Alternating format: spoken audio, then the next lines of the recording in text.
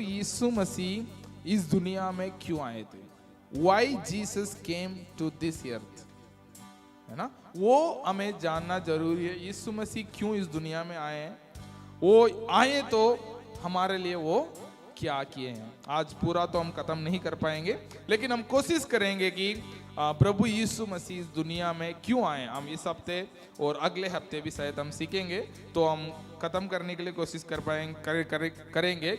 लेकिन पूरा बाइबल यही बताती है कि प्रभु यीशु मसीह का तैयारी, पुराना नियम को आप देखते हैं, प्रभु यीशु मसीह आने का तैयारी चल रही थी। कहां से शुरू हो गई थी?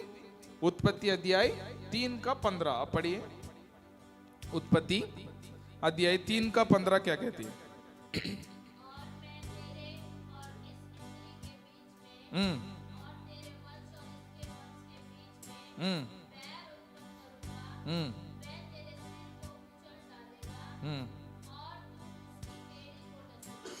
मैं तेरे और इस स्त्री के बीच में क्या करूंगा? वैर उत्पन्न करूंगा। किसके? शैतान और स्त्री का बीज। स्त्री का बीज कौन है?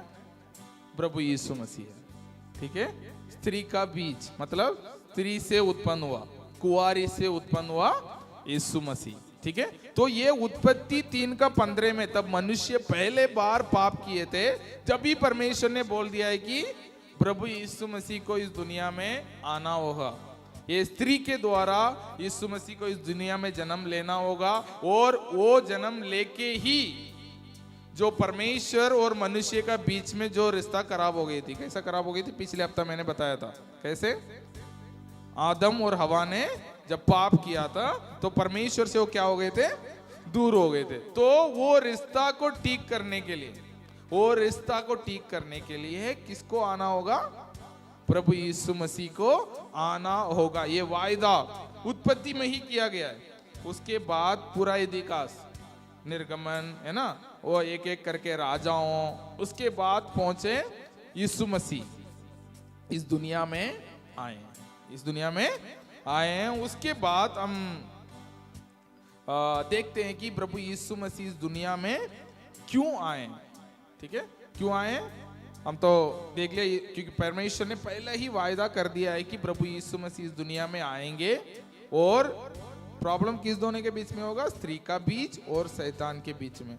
शैतान जिसने हमें और परमेश्वर को अलग किया, मानव जाति और परमेश्वर को जिसने अलग किया है, उसे हराकर दोबारा हम दोनों को, हमें और परमेश्वर को मिलाने वाला काम किसका था? यीशु मसीह का था। तो उसे परमेश्वर ने पहले ही वायदा कर लिया था। लेकिन पूरे बाइबल हमें क्या बताती है कि यीशु मसीह इस दुनिया में क्यों आना चाहिए? वही पुराना नियम बताया गया, फिर यीशु मसीह आके बताएं वो किस लिए आए। ठीक है, मैं खोए हुआ को ढूंढने के लिए, जो बोझ से दबे वो लोगों को आराम देने के लिए, बीमारों को चंगाई करने के लिए, उनको परमेश्वर के राज्य में लेके जाने के लिए। तो बहुत सारी चीजें हैं, लेकिन आज जो है हम कुछ बातों को सीखते हुए आगे बढ़ेंगे। ठीक है, पहली बात आप पढ़िए, यीशु मसीह किस समय में आया? यीशु मसीह क्यों तुरंत नहीं आए? ठीक है, आदम और हवा इस परमेश्वर से अलग हो गए थे, तो यीशु मसीह को तुरंत आ जाना चाहिए था ना, तो तुरंत खत्म कर दो, है ना। लेकिन वचन कहती है जब समय पूरा हुआ। क्या पूरा हुआ? समय पूरा हुआ। पढ़िए गलातियों अध्याय 4 का 4 और 5। गलातियों अध्याय 4 का 4 और 5।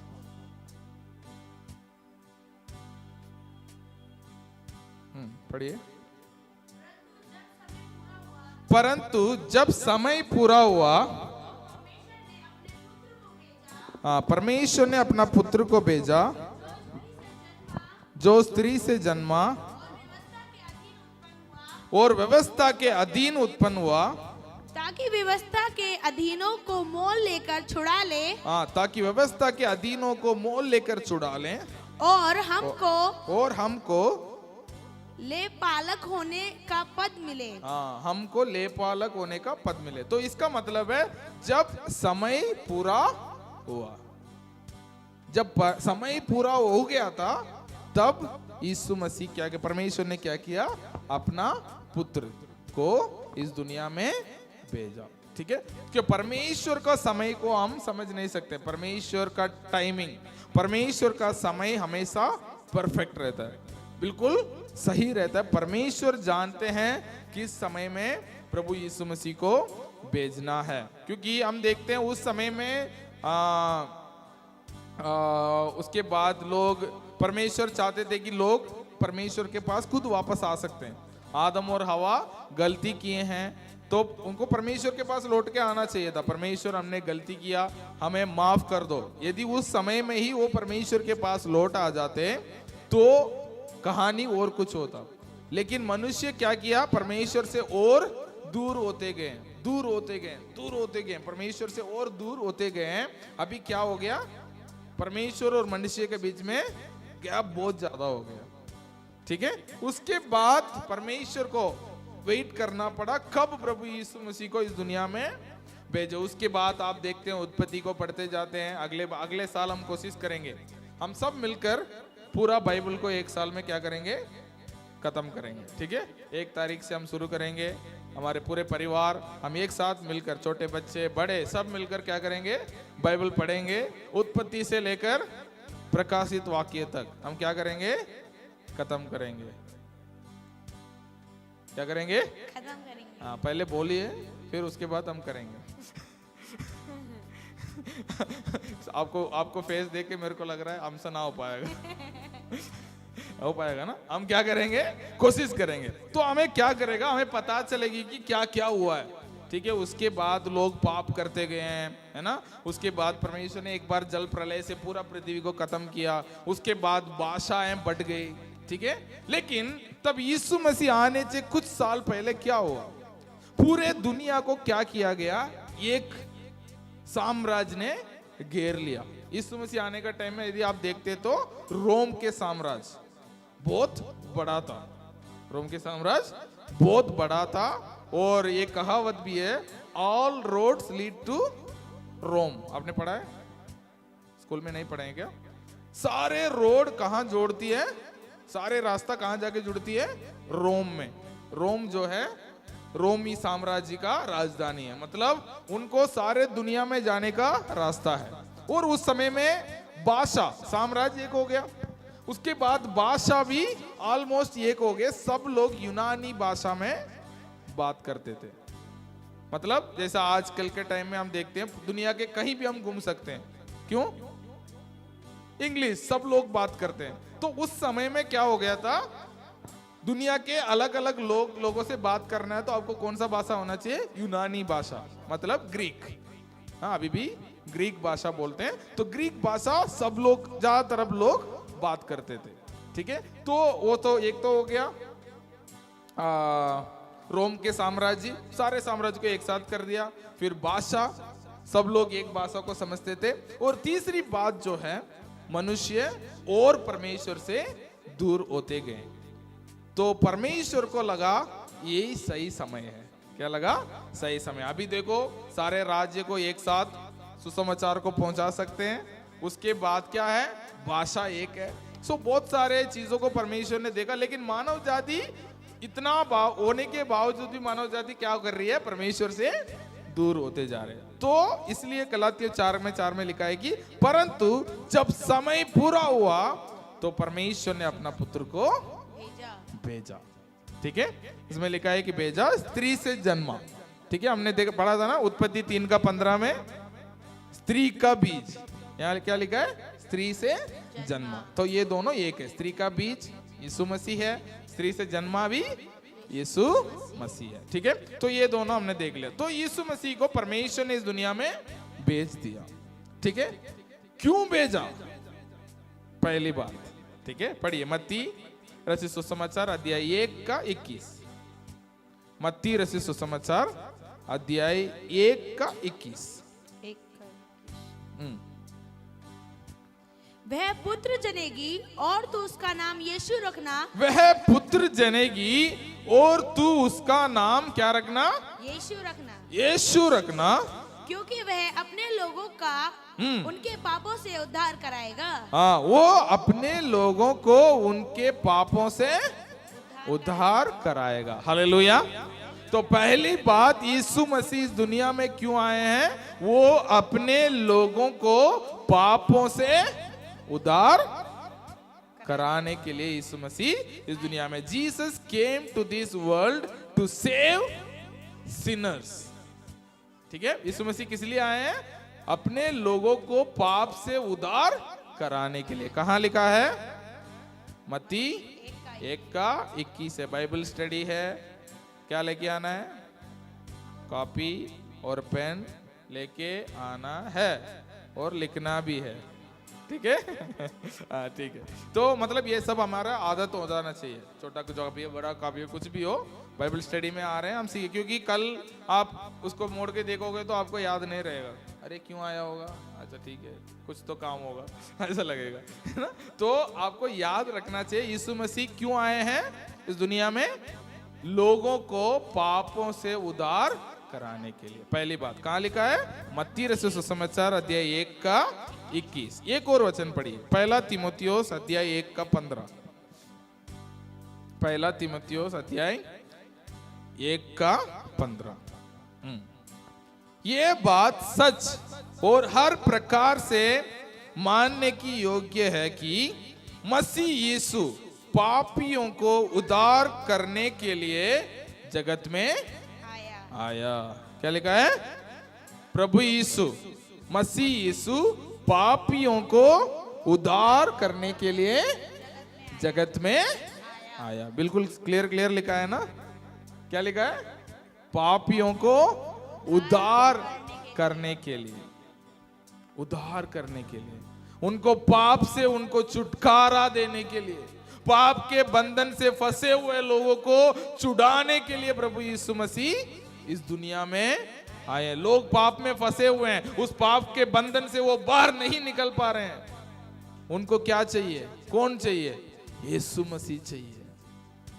यदि लोग अपने परेशानी से फंसे हुए हैं, लोग अपने पाप से बाहर नहीं निकल पा रहे हैं, अपने बंधन से फंसे हुए हैं, बीमारी में बंधे हुए हैं, तो उनको किसका जरूरत है? प्रभु यीशु मसीह का जरूरत है। क्योंकि वचन कहती है प्रभु यीशु मसीह ऐसे लोगों को छुड़ाने के लिए, उनको उद्धार करने के लिए प्रभु यीशु मसीह इस दुनिया में आए हैं। हम भाग्यशाली है क्योंकि प्रभु यीशु मसीह ने हमें उस पापों के बंधन से हमें छुड़ाया, एक नया जीवन दिया। हालेलुया। तो प्रभु यीशु मसीह, ये क्रिसमस मनाने का मेन मकसद क्या है? ऐसे लोगों जो पाप में बंधे हुए हैं, आपको पता है वो झगड़े हुए हैं, उनको आजादी का जरूरत है, उन लोगों तक इस सुसमाचार को पहुंचाने का दिन है क्रिसमस। हम इसलिए पैसा खर्च करते हैं, इसलिए हम बड़े बड़े फंक्शन करते हैं, ताकि इस काम को प्रभु यीशु मसीह उद्धार करने के लिए इस दुनिया में आया। फिर भी लोग बंधन में है ना? बंधन में है। आप उनको देखते हो, वो दुखी में है, वो परेशान में है, लेकिन आप उनको कुछ कर नहीं पाते हैं। लेकिन हमारा काम है उन तक इस सुसमाचार को पहुंचाना है। यीशु मसीह इस दुनिया में आए हमें पापों से उद्धार दिलाने के लिए। ठीक है? तो यीशु मसीह, आप कोई आपसे पूछा यीशु मसीह इस दुनिया में क्यों आए? हाँ, तो आपको पता होना चाहिए, हाँ, यीशु मसीह हमें अपने पापों से, लोगों को अपने पापों से, पापियों को उद्धार करने के लिए इस दुनिया में आए। हालेलुया। दूसरी बात यीशु मसीह इस दुनिया में क्यों आए? दूसरी बात जो है, परमेश्वर का हृदय को हमें दिखाने के लिए। किस लिए? पिता परमेश्वर का हृदय को हमें दिखाने के लिए प्रभु यीशु मसीह इस दुनिया में आए। कई बार लोग सोचते हैं परमेश्वर जो है, हाँ, काटने वाला, पीटने वाला, मारने वाला, धमकाने वाला, लोग परमेश्वर से, हाँ, ईश्वरों से डरते हैं, है ना? तो हमारे मित्रों को धर्म में है, एक बनाने वाला, एक मारने वाला, एक संभालने वाला, है ना? ऐसा है ना? तो लोग सोचते हमारा परमेश्वर भी वो ही बनाता है, वो भी मारता भी है। लेकिन परमेश्वर का दिल वो नहीं है। परमेश्वर का हृदय वो नहीं है। क्योंकि पुराना नियम आप पूरा पढ़ेंगे, परमेश्वर को ऐसा दिखाया गया है कि परमेश्वर एक कठोर आदमी है। परमेश्वर एक कठोर आदमी है। अरे वो काट देगा, मार देगा आपको, वो कर देगा, ये कर देगा, ऐसा दिखाया गया है। क्योंकि वो उसके बारे में और कभी दिखेंगे। लेकिन सच में वो पिता परमेश्वर का हृदय क्या कहता है हमारे प्रति, लोग मरने वाले लोगों के प्रति, लोग परेशानी में है उनके लोगों के प्रति परमेश्वर का हृदय क्या बताता है। वो कहती है यूहन्ना अध्याय 3:16 पढ़िए। क्योंकि परमेश्वर हाँ, ने क्योंकि परमेश्वर ने जगत से ऐसा प्रेम रखा, ऐसा प्रेम किया रखा कि उसने अपना एकलौता पुत्र दे दिया, ताकि जो कोई उस पर विश्वास करे वह नष्ट ना हो परंतु अनंत जीवन पाए। परंतु अनंत जीवन पाए। तो परमेश्वर का हृदय क्या है? अनंत जीवन देना। परमेश्वर का हृदय ये है कोई भी नाश ना हो। यदि वो काटने वाला, मारने वाला होता तो वो क्यों अपने बेटा, अपने एकलौता पुत्र को क्यों भेजेगा? परमेश्वर का मन, हृदय है क्या है? कोई भी नाश ना हो। To reveal the heart of the father. परमेश्वर का हृदय को हमें रिवील करने के लिए, हमें पर्दा पार करने के लिए, है ना। लोग कभी कभी मेरे से मिलने से पहले उनको लगता है अरे ये आदमी तो बहुत वो होगा, है ना, बहुत मतलब स्ट्रिक्ट होगा, बहुत ये होगा, ऐसा सोचते हैं। फिर बात करते हैं, फिर मिलने के बाद लगता है अरे हम तो ऐसे सोचते थे, आप तो बहुत ऐसे वैसे होंगे। क्योंकि परमेश्वर को भी लोग क्या करते हैं, ऐसे ही समझते हैं। क्योंकि उनको नहीं जानते हैं तो क्या सोचते हैं, अरे परमेश्वर ऐसे होंगे, हमें वो कर देंगे, ये कर देंगे, हमें डर डर के कलीसिया जाना पड़ेगा, डर डर के हमें ये करना पड़ेंगे, प्रार्थना करने पड़ेंगे, बाइबल करना पड़ेगा, पढ़ना पड़ेगा, वो ये सारे चीजें हमें करने पड़ेगी, ना तो क्या हो जाएगा, दिक्कत हो जाएगी। मैं पता नहीं 17-18 साल होगा या 20 साल भी हो सकता है, 19 या 20 साल हो सकता है। तो एक दिन एक जैसा क्या पढ़ते हैं, भविष्य के बारे में बताते हैं, ज्योतिष, वो बैठा हुआ था। वो क्या लेके बैठते हैं, तोता लेके बैठते रहते हैं, तो कार्ड और तोता रखते हैं। तो मैं गया था, मेरे दोस्त, मैं अच्छा से पी रखा था तो हाथ दिखा दिया।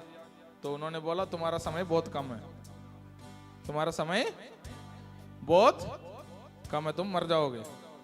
वो भी एक्सीडेंट से, पता नहीं कुछ बोला, मैं भूल गया, बहुत दिन हो गए। लेकिन इतना याद है मेरे को, एक मुर्गा और कुछ बोला था। उस टाइम में 1000 रुपए का करीब लगभग खर्चा होता। इतना तुम्हें करना पड़ेगा। और एक मंदिर का नाम भी बोला था, वहां जाके तुम्हें ये चढ़ाना पड़ेगा, नहीं चढ़ाओगे और तुम्हारी जिंदगी खत्म। हाँ, लेकिन मैं परमेश्वर से तो बहुत दूर था और मेरे घर से भी मैं भाग गया था, बहुत दूर था। लेकिन एक बात मेरे को पता है, ये तो सच नहीं है मैंने बोला था, कितना टाइम है, शायद वो पता नहीं 1 हफ्ता बोला, 1 महीना बोला, पता नहीं है। लेकिन मैंने उसको बोला था 1 महीने पहले मैं तेरे से मिलूंगा 1 महीने बाद तुमसे मिलूंगा। मैं जिंदा रह गया, फिर तू जिंदा नहीं रहेगा मैं मर गया तो कोई बात नहीं ऐसा बोल के, तो मतलब वो डरा रहा था कि हाँ तुम ये चीज नहीं करोगे तो तुम मर जाओगे। तो उससे डर के लोग क्या करते हैं, ये सारे चीजों को करते हैं। ये तो दूसरे धर्म में। लेकिन कई बार हमारे धर्म में आने के बाद भी, हमारे इस विश्वास में आने के बाद भी लोग परमेश्वर से डर के प्रार्थना करते हैं, डर के कलीसिया आते हैं। नहीं है, हम उसके दिल को जानते हुए हम क्या करते हैं, कलीसिया में आते हैं। एक पिता है, वो हमसे इतना प्रेम करते हैं। ठीक है, उसके बाद क्या हुआ, वो कुछ नहीं हुआ है, मेरा भी कुछ नहीं हुआ, मैं इतने साल हो गया हूँ। वो भी मेरे को मिला नहीं। एक बार मिला था, मैं मारने गया था, मेरे दोस्त लोग ने उसे बचा लिया तो मतलब, तो बोलने का मतलब है डर के लोग करते हैं। मैंने किया नहीं, क्योंकि मैं पहले से जानता था ये सब तो सच नहीं है। तो विश्वास में तो नहीं था, फिर भी मैं उसे माना नहीं, लेकिन डर के कई लोग मेरे दोस्त लोग बोलते थे, हिंदू लोग, अरे यार कर लो, क्यों रिस्क क्यों ले रहा है, 1000 रुपया तो वैसे भी पी के खत्म कर देता है, तो क्या कर ले, एक लेके चढ़ा दे, क्या हो जाएगा। मैंने बोला नहीं, हाँ भले पी के खत्म कर सकता हूं, लेकिन वहां नहीं चढ़ाऊंगा। तो मतलब ऐसे लोग डराते हैं, नहीं है परमेश्वर। लेकिन यहाँ क्या है, प्रभु यीशु मसीह किस लिए आए हैं, पिता का हृदय को हमें दिखाने के लिए। पिता का हृदय क्या कहता है, भाई कोई भी नाश ना हो, किसी का भी नुकसान ना हो, है ना। कोई लोग होते हैं ना, अरे भाई अपने का भी अपने दुश्मन का भी बुराई नहीं करना चाहते हैं, है ना। परमेश्वर चाहते हैं कि उससे प्रेम नहीं करते वो भी नाश ना हो, उनको नहीं मानते हैं वो भी नाश ना हो। इसलिए उन्होंने क्या किया, अपना इकलौता पुत्र को इस दुनिया में भेजा। तो प्रभु यीशु मसीह इस दुनिया में इसलिए आए हैं ताकि अपने पिता का हृदय को हमें दिखाने के लिए। एक प्रेमी पिता है, वो सबसे प्यार करता है, वो चाहता है कि सब उसके पास आ जाए। ठीक है, 2 बात मैंने बता दी।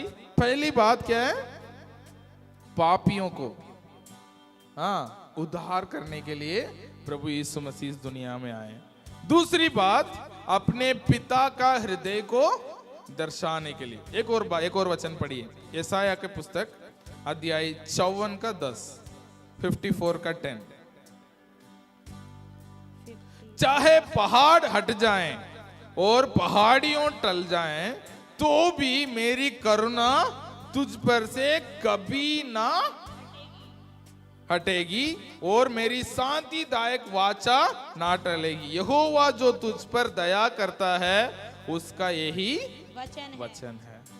ये परमेश्वर का हृदय है। परमेश्वर क्या कहते हैं, चाहे पहाड़ हट जाएं, चाहे पहाड़ियों टल जाएं, तो भी मेरी करुणा तुझ पर से कभी ना हटेगी। हम परमेश्वर के बात मानते हैं, नहीं मानते हैं, है ना, फिर भी परमेश्वर की दया हमारे जीवन से नहीं हटेगी। क्या परमेश्वर की दया हमारे जीवन से नहीं हटेगी इसलिए तो हम जो कर रहे हैं वो करते रहे? नहीं है, है ना। आपने एक गलती किया, पापा ने आपको नहीं मारा, अरे पापा तो नहीं मारते हैं, कल भी वही गलती करेंगे, ऐसा होता है क्या? नहीं। हम आज तो पापा ने नहीं मारा, पापा ने इतना प्रेम किया इसलिए हमें नहीं मारा, तो हमें नहीं करना चाहिए। ऐसा हमारा हृदय क्या होना चाहिए? होना चाहिए। तो पिता का हृदय क्या है? कोई भी नाश ना हो। उस हृदय को हमें दिखाने के लिए प्रभु यीशु मसीह इस दुनिया में आए। लास्ट आज के लिए तीसरा वो करके खत्म करेंगे और बाकी जो है अगले हफ्ते हम अध्ययन करेंगे। दूसरा जो है ये एक परफेक्ट को क्या बोलते हैं? उचित रख लेते, ठीक है। ये एक उचित बलिदान, उचित बलि बनने के लिए यीशु मसीह इस दुनिया में आए, ठीक है। तो उसका एक थोड़ा सा उदाहरण मैं बताता हूं। क्या हुआ था तब? मनुष्य तो पाप करने लगे थे। उसके बाद इसलिए हमें बाइबल पूरा पढ़ना जरूरी है। आप लोगों को आधा बाइबल पता है, आधा नहीं पता है, इसलिए मैं अगले साल हम शुरू से पढ़ते रहेंगे तो हमें धीरे धीरे समझ में भी आएगा। तो क्या होता था पुराने नियम में? लोग क्या करते हैं? बलि चढ़ाते थे। क्या करते थे? बलि चढ़ा। कभी भी वो पाप करते हैं उनको बलि चढ़ाना होता है, क्योंकि वचन कहती है पाप का मजदूरी क्या है? मृत्यु है। कोई भी पाप करेगा उसको मरना पड़ेगा। उसको क्या करना पड़ेगा? मरना पड़ेगा। तो वो क्या करता है? भाई मैं नहीं मरूंगा। परमेश्वर ने बोला ऐसा होता तो इस दुनिया में कोई भी नहीं बचता। तो परमेश्वर ने क्या बोला? कभी भी तुम पाप करते हो, तुम्हें एक कबूतर या कोई बछड़ा या कोई बकरी का बच्चा उसको लेके आना है, कड़ा करना है और बोलना है कि उसके ऊपर हाथ रखना है। मुझे इस पाप के लिए क्या करना है? मरना था। लेकिन मेरे जगह में कौन मर रहा है? जो भी वो लेके आए। गरीब, बहुत गरीब है तो कबूतर लेके आते हैं, या कुछ अमीर है तो वो लोग क्या करते हैं? बकरा का बच्चा लेके आते हैं, बेड की मेमना लेके आते हैं और क्या करते हैं? उसके ऊपर हाथ रख के ये बोलते हैं कि मुझे मरना था, लेकिन मेरा जगह में कौन मर रहा है? ये मेमना या कबूतर जो भी है वो मर रहा है, तो उसको मार के बलि चढ़ाते थे। लेकिन उससे क्या होता? कब तक वो बचते? अगले पाप करने तक। आज एक झूठ बोला, एक बकरा बलि, एक कबूतर चढ़ा दिया, तो वापस रास्ते में ही, भाई मेरे को तुमने 1000 रुपए देना था ना। अरे नहीं नहीं, मैंने तो दे दिया। वो कबूतर खत्म, तो घर जाओ, दूसरे कबूतर को तैयारी करो, क्योंकि ऑलरेडी एक झूठ बोल चुके हो। तो ऐसे करके बलि पे बलि उनको चढ़ाते रहना पड़ता था ताकि वो बचे रहें, वो बचे रहें। तो परमेश्वर ने क्या बोला? एक ही बार मेरा बेटा आएगा, वो कभी पाप नहीं किया। चलो ठीक है, आप बाइबल पढ़ेंगे आपको पता चलेगा जो मेमना क्या होना चाहिए, उसमें कोई कमी नहीं होना चाहिए। ठीक है, वो बिल्कुल निर्दोष मेमना होना चाहिए, वो मरना पड़ेगा तब ये बचेगा। ठीक है, तो लोग ऐसे नहीं, पहले क्या करते थे, लोग लेके आ जाते थे लंगड़ा मेमना को लेके आ जाते थे, चलो बलि तो चढ़ाना है, तो उसका पाप से वो बच नहीं पाता, तो थोड़े दिन के लिए वो राहत उसको नहीं मिलती थी। तो उसके बाद परमेश्वर ने क्या सोचा, चलो अभी मैं अपने इकलौता बेटा को भेजूंगा, उसने कभी पाप नहीं किया है, वो उनके लिए मरेगा, तो वो क्या होना चाहिए? उचित बलिदान होगा। तो बाकी का बलिदान क्या नहीं था? उचित नहीं था। बलिदान तो था, लोग बच भी जाते थे, लेकिन 10 से 14 4 वचन है, थोड़ा ध्यान से आराम से पढ़िए, थोड़ा ध्यान से सुनिए, ताकि प्रभु यीशु मसीह कैसे एक अच्छा उचित बलिदान बने हैं उसको हम समझ सके। इब्रानियों 10 का 10 से 14। उसी इच्छा से, हाँ, उसी इच्छा से हम यीशु मसीह की देह हाँ, के एक ही बार बलिदान चढ़ाए जाने के द्वारा पवित्र किए गए हैं। हालेलुया। ये प्रभु यीशु मसीह को क्या है? एक ही बार बलिदान चढ़ाए जाने के द्वारा हम क्या बन गए? पवित्र किए गए हैं। पवित्र किए गए हैं। ठीक है। हर एक याजक तो खड़े होकर प्रतिदिन सेवा करता है और एक ही प्रकार के बलिदान को जो पापों को कभी भी दूर नहीं कर सकते। ठीक है, तो याजक जो है खड़े होके रोज जो बलि चढ़ाता था, लेकिन वो उनके पाप को क्या नहीं कर सकता था? दूर नहीं कर सकता। थोड़े दिन के लिए उनको राहत मिलता था, लेकिन पाप की क्षमा नहीं मिलती थी। ठीक है, बार बार चढ़ाता है, बार बार वो क्या करता है? चढ़ाता है। हाँ, परंतु यह व्यक्ति हाँ, तो पापों के बदले एक ही बलिदान सर्वदा के लिए चढ़ाकर परमेश्वर के दाहिने जा बैठा। हाँ, ये व्यक्ति क्या किया? पापों के बदले एक ही बलिदान। यीशु मसीह एक ही बार मरा, तो सर्वदा के लिए। कब के लिए? सर्वदा के लिए। इसका मतलब कल जो हमने किया है उस पाप के लिए, आज जो हम करके आए हैं वो वाले पाप के लिए, जो कल हम करेंगे आने वाले पाप के लिए। हाँ, ऐसा मत बोलना है कि अरे मैंने तो किया नहीं। सब मनुष्य सब क्या करते हैं? पाप करते हैं। लेकिन दुनिया के लोग पाप जो करते हैं और हम जो करते हैं उसमें बहुत फर्क है। ठीक है, वो हम और कभी दिन डिस्कस करेंगे। लेकिन सर्वदा के लिए, कल का, आज का और परसों का और आने वाले जितने भी साल में हम पाप करते हैं, करेंगे, उसका भी एक ही बार में यीशु मसीह क्या बन गए? बलिदान चढ़ाए गए। आगे पढ़िए। और उसी समय से इसकी बाट जो रहा है कि उसके बैरी उसके पांवों के नीचे की पीढ़ी बने, क्योंकि उसने एक ही चढ़ावे के द्वारा उन्हें जो पवित्र किए जाते हैं सर्वदा के लिए सिद्ध कर दिया है। हालेलुया। एक ही बार चढ़ाने के द्वारा उन्होंने जो पवित्र किए जाते हैं सर्वदा के लिए सिद्ध कर दिया है। हालेलुया। हमें परमेश्वर ने क्या कर दिया? सर्वदा के लिए सिद्ध बना दिया है। हालेलुया। हाँ, ये जो है अभी हम पाप करते हैं, हम पापी नहीं बनते हैं। क्या नहीं बनते हैं? हम पापी नहीं बनते हैं, लेकिन क्या करते हैं? परमेश्वर के बच्चा है, पाप करने वाला परमेश्वर के बच्चा। तो क्या होता है? हम परमेश्वर के पास दोबारा वापस आते हैं, परमेश्वर मैंने गलती किया है, परमेश्वर मैंने गलती किया है, मुझे क्षमा कीजिए। तो परमेश्वर क्या करते हैं? हमें क्षमा करते हैं, फिर भी हम उसके परिवार में ही रहते हैं। तो ये मत सोचना है कि चलो आज मैंने पाप कर दिया तो पापी बन गया, तो दोबारा कल परमेश्वर से आऊंगा तो दोबारा उसका बच्चा बन जाऊंगा। नहीं है, एक बार हम परमेश्वर के संतान बन गए, एक बार हम पवित्र कर दिए गए हैं, तो हमेशा के लिए हम पवित्र ही कहलाएंगे। हालेलुया। ये प्रभु यीशु मसीह का बलिदान का विशेषता है। दूसरा बलि का क्या होता था? वो बलि चढ़ाते थे तो पाप से बच जाते थे, दंड से बच जाते थे, फिर दोबारा पाप करते तो क्या क्या कहला जाते थे? पापी कहला जाते थे। लेकिन जो यीशु मसीह पर विश्वास करते हैं, वो एक ही बार बलिदान होने के द्वारा हमें पाप से छुड़ाया, वो भी हमें सिद्ध किया, मतलब उचित बलिदान वो हमारे लिए बना, ताकि हम क्या बन सके? उचित बन सके, हमें पवित्र किया गया है। हालेलुया। तो 3 बात मैंने आज बताई है।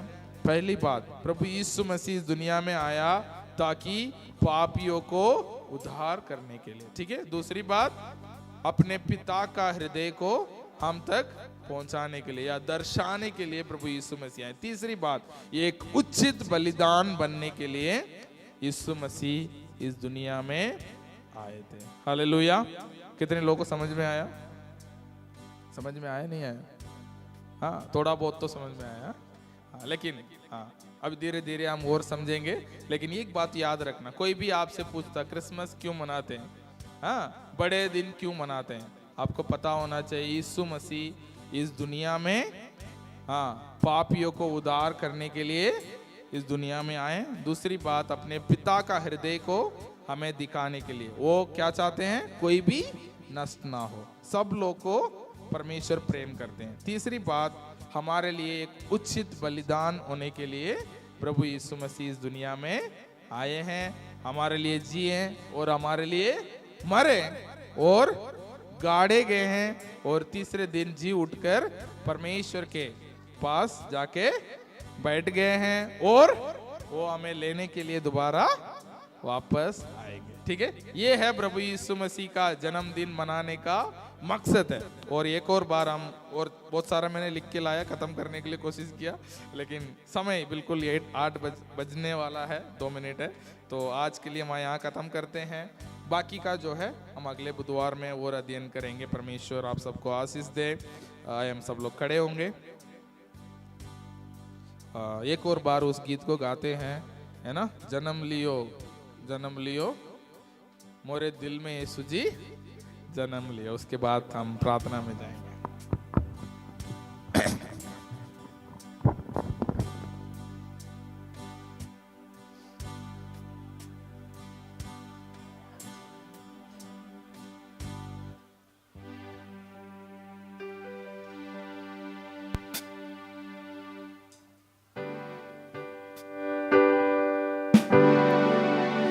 जन्म लियो मोरे दिल में यीशु जी जन्म लियो मोरे दिल में यीशु जी जन्म लियो। एक और बार, जन्म लियो मोरे दिल में यीशु जी जन्म लियो। बोलो जन्म लियो मोरे दिल में यीशु जी जन्म लियो। पालनहारे तुम ही हो, तारनहारे तुम ही हो। बोलो पालनहारे तुम ही हो, तारनहारे तुम ही हो। सबसे प्यारे तुम ही हो, सबसे प्यारे तुम ही हो। बोलो सबसे प्यारे तुम ही हो, सबसे प्यारे तुम ही हो। पालनहारे तारनहारे सबसे प्यारे सबसे न्यारे पालनहारे तारनहारे सबसे प्यारे सबसे न्यारे जन्म लियो मोरे दिल में यीशु जी जन्म लियो बोलो जन्म लियो मोरे ये में यीशु जी जन्म लियो दिल की चाहत तुम ही हो रूह की राहत तुम ही हो दिल की चाहत तुम ही हो रूह की राहत तुम ही हो मेरा सुकून तुम ही हो मेरा जुनून तुम ही हो मेरा सुकून तुम ही हो मेरा जुनून तुम ही हो दिल की चाहत रूह की राहत मेरा सुकून मेरा जुनून दिल की चाहत रूह की राहत मेरा सुकून मेरा जुनून जन्म लियो मोरे दिल में यीशु जी जन्म लियो जन्म लियो मोरे दिल में यीशु जी एक और बार जन्म लियो मोरे दिल में यीशु जी जन्म लियो मोरे दिल में यीशु जी जन्म लियो मोरे दिल में यीशु जी जन्म लियो पालनहारे तुम ही हो तारनहारे तुम ही हो बोलो पालनहारे तुम ही हो तारनहारे तुम ही हो सबसे प्यारे तुम ही हो सबसे न्यारे तुम ही हो बोलो सबसे प्यारे तुम ही हो सबसे न्यारे तुम ही हो पालनहारे तारनहारे सबसे प्यारे सबसे न्यारे पालनहारे तारनहारे सबसे प्यारे सबसे न्यारे जन्म लियो मोरे दिल में यीशु जी जन्म लियो मोरे दिल में यीशु जी जन्म लियो मोरे दिल में यीशु जी जन्म लियो हालेलुया धन्यवाद करते हैं प्रभु जी पिता परमेश्वर आज आप इस दुनिया में क्यों आए हैं उन बातों को पिता परमेश्वर हमने सीखा है आपने पापियों को उद्धार करने के लिए पापियों को बचाने के लिए इस दुनिया में आए हैं प्रभु जी पिता परमेश्वर जब कभी कोई मुश्किल में हम देखते हैं जब कोई पाप के बंधन में फंसे हुए हम देखते हैं प्रभु जी हम उन तक आपके प्रेम की सुसमाचार को पहुंचाने के लिए हमें इस्तेमाल करना पिता परमेश्वर आप हमसे बेइंतहा प्यार करते हैं प्रभु जी पिता परमेश्वर आपके हृदय को हम तक पहुंचाने के लिए आपने अपना इकलौता बेटा को हमारे लिए भेजा धन्यवाद पिता परमेश्वर अपने बेटा को एक उचित बलिदान बनकर इस दुनिया में भेजा धन्यवाद प्रभु जी ताकि हम आपके साथ मिल सके हम दोनों को मुलाकात हो हमसे हम बातचीत कर सके आपके बच्चा कहलाने पाए धन्यवाद करते हैं प्रभु जी आपके प्रेम के लिए धन्यवाद पिता परमेश्वर और भी हम सीखेंगे लेकिन जिन बातों को हमने सीखा उसको हम हृदय में रखते हुए पिता परमेश्वर नाश होते हुए जा रहा इस संसार के लोगों तक आपके प्रेम को पहुंचाने के लिए हमें एक जरिया बना ताकि पिता परमेश्वर हमारे जीवन के द्वारा हमारे परिवार के लोग हमारे पड़ोसी हमारे देश के लोग आपके प्रेम को समझ सके धन्यवाद आज के बाइबल स्टडी को आपने आशीषित किया ऐसे ही लगातार आपके प्रेम में आगे बढ़ने के लिए अनुग्रह करना सारे आदर महिमा हम आपको देते हुए प्रार्थना मांगते हैं यीशु मसीह के नाम से।